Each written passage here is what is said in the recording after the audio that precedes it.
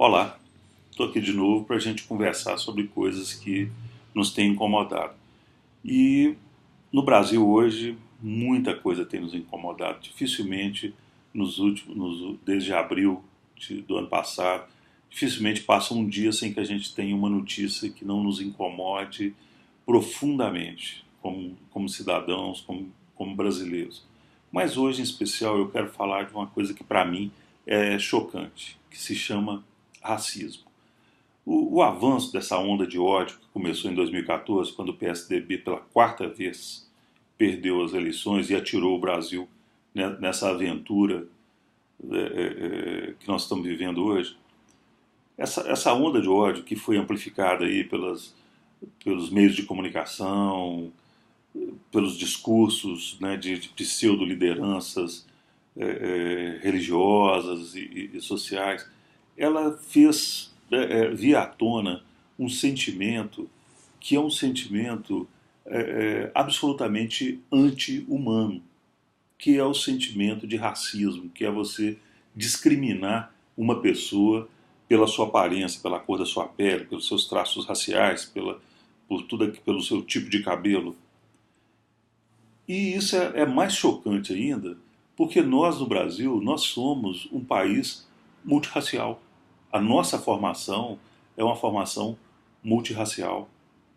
Não há como aqui você ter a supremacia dessa ou daquela raça, não há como falar de um modelo racial puro para um país, se isso fosse possível, né? Para que possa criar-se um padrão racial e discriminar todos aqueles que são diferentes. Não, aqui no Brasil, índio, negro, nordestino, está todo mundo no mesmo balaio do ódio racial de uma determinada parcela da população. E isso, como eu disse, se torna mais paradoxal ainda pelo que nós somos. O que nós brasileiros somos? Nós somos a mistura de europeus, índios e negros. E isso não é só discurso, não, isso é resultado de pesquisa, né, feita sobre o chamado Projeto Genoma, que pesquisou a origem de diversos, foi fazendo um mapeamento de genomas de diversas populações e que mostra que aqui no Brasil, vamos dizer assim, o brasileiro médio, ele tem praticamente equilibrado a origem dos seus DNAs, 37, 38% é de origem europeia, 30 e poucos por cento é de origem africana e quase 30% de origem indígena. É o nosso próprio processo de ocupação do espaço, desde lá do século XVI, que foi determinando a nossa formação. Então, hoje, existem brasileiros de todo tipo, desde o brasileiro completamente branco do olho azul ao brasileiro, né, nordestino, negro, lá do norte, enfim, nós temos todos os tipos, os descendentes de asiáticos no interior de São Paulo, no interior de São Paulo, descendentes de japonês, de coreano, de chinês, enfim, nós temos todos os tipos que a gente pode chamar de raças, de diferenças seres humanos aqui, de diferentes origens aqui no Brasil. Qual que é o sentido de se ter um discurso de ódio racial, como o que eu ouvi recentemente, esses dias agora, essa semana que passou, de uma mulher reclamando que não queria ter seus filhos alunos de professoras negras. Qual que é a origem disso? Qual que é o sentido disso? Se esse discurso fosse, se isso fosse apenas um discurso, se fosse apenas um discurso de uma parcela da população que tem esse discurso, mas isso não é discurso, isso se transforma em prática e é isso que eu queria mostrar para você. Imagina hoje esse governo golpista, essa gangue que está no poder aí no Brasil. Todos são brancos. Todos são brancos e todos são homens de bem, né? Pessoas que têm posses, que são ricos e são brancos, que estão lá no poder.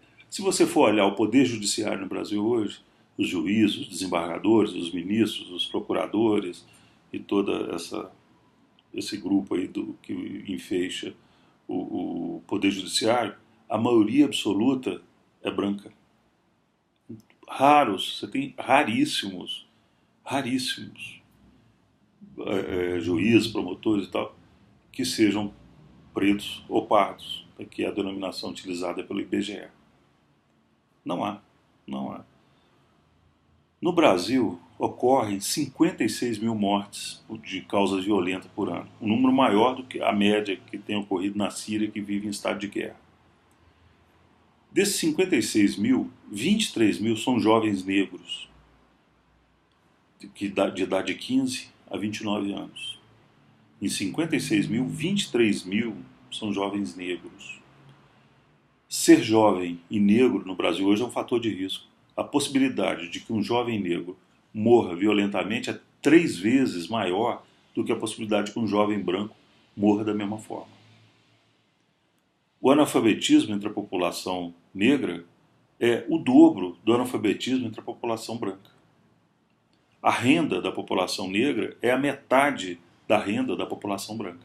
Esses dados que eu estou citando aqui, eles podem ser conferidos no site do IBGE, pode ser conferidos no site da Anistia Internacional, em diversos órgãos. Se você digitar lá estatísticas sobre violência de negros, estatísticas sobre distribuição de renda para negros, esses dados vão estar lá, você pode conferir e até conseguir outros dados ainda que possam ajudar a pensar. Então, o racismo, ele não é só o discurso de uma pessoa que se acha superior a outra por questões da sua aparência. Não. O racismo, ele tem tido consequências sérias na sociedade brasileira.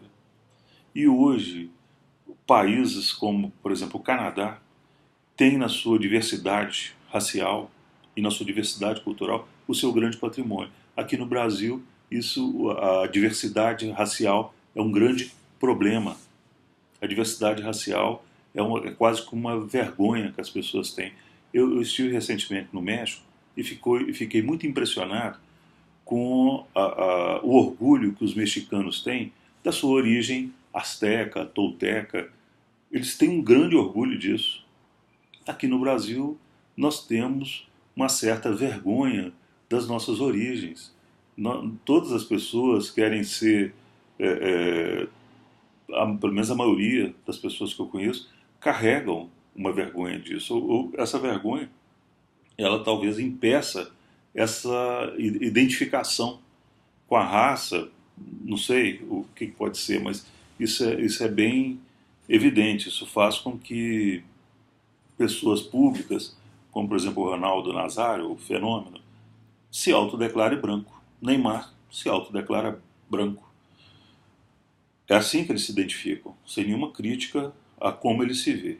É assim que ele se identifica.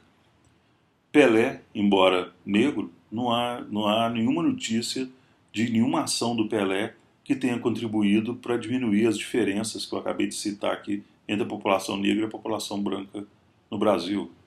O ex-ministro do Supremo, Joaquim Barbosa, também não há nenhuma notícia de nenhum tipo de ação dele que tenha permitido a diminuição das injustiças que uma parcela de quase metade da população brasileira tem pela cor da sua pele. Nós precisamos, nesse momento, construir uma sociedade de todos, uma sociedade onde caiba todo mundo.